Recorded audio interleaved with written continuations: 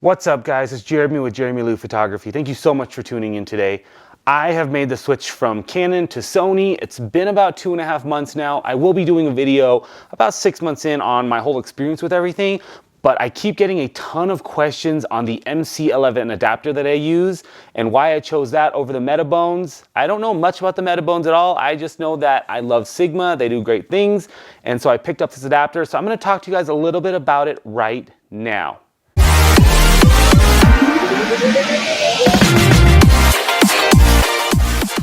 Hey guys, what's going on? This is Jeremy with JeramieLu Photography. Thank you so much for tuning in today. If you guys are new to the channel, please consider subscribing. If this video helps you in any way, give it a thumbs up and then click that bell for notifications. It'll tell you every time I come on. So guys, as you guys know, about 2.5 months ago, I made the switch. I went from Canon and then I switched to Sony, the A7 III to be specific. But one of the biggest concerns I had was, how do I take my Sigma lenses that I invested thousands of dollars in for the Canon mount and use them on the Sony? I didn't want to have to rebuy lenses just to get started, or sell my lenses and then rebuy them for the Sony mount.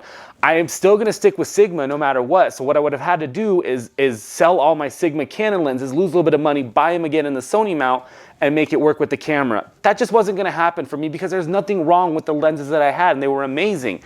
So I know that there's adapters, and I went to WPPI and I started looking at the MC-11, which we'll talk about right now. The MC-11 is an adapter that allows you to take your Canon glass and put it on Sony mounts. So the Sony camera has a Sony mount system right here that lets it read Nikon, Sony, Fuji. They all have their different mounts. This bad boy right here is made for Sony. It goes on like so. It goes on. I'm not even looking at this point. It goes on like so.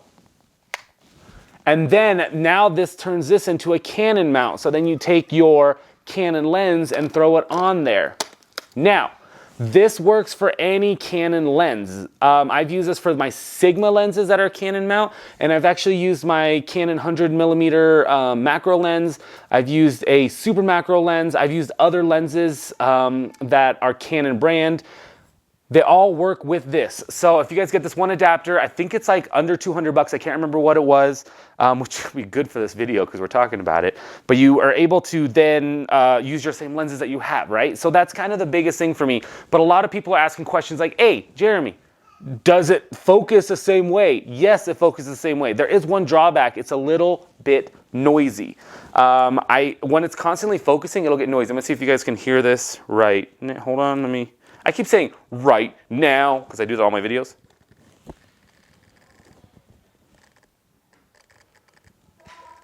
So as it's focusing, it does get a little noisy. It doesn't do that when it goes straight on. If you are a videographer doing videos with the actual audio from your camera, this is going to be an issue, guys. If you have a shotgun mic on here, this will be an issue. If you're using a lav mic like I am, it shouldn't be an issue the farther it goes. So this just happens when it focuses. If you're shooting manual, it won't happen at all.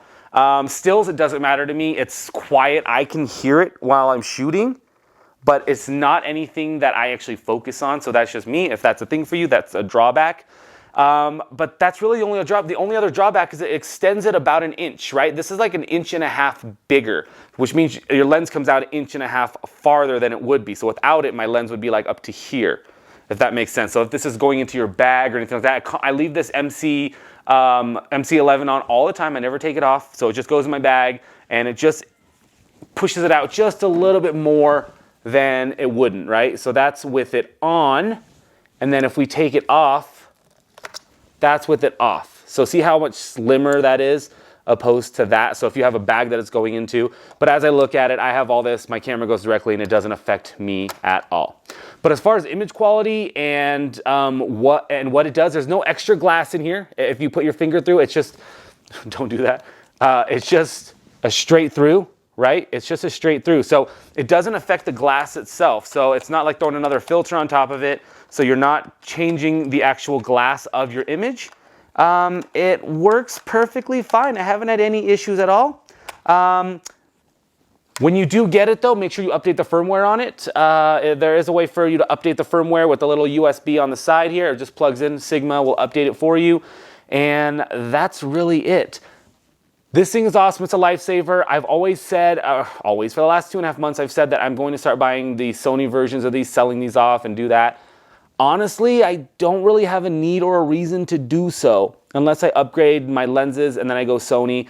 But once I do that, I have to go fully, because what I don't want is I don't want to have to pull this off based off of the lens that I have. For instance, if I have a Sigma or a Sony mount Sigma, and then a Canon mount Sigma, I don't want to have to figure out which lens to put on or off. So it's all or nothing.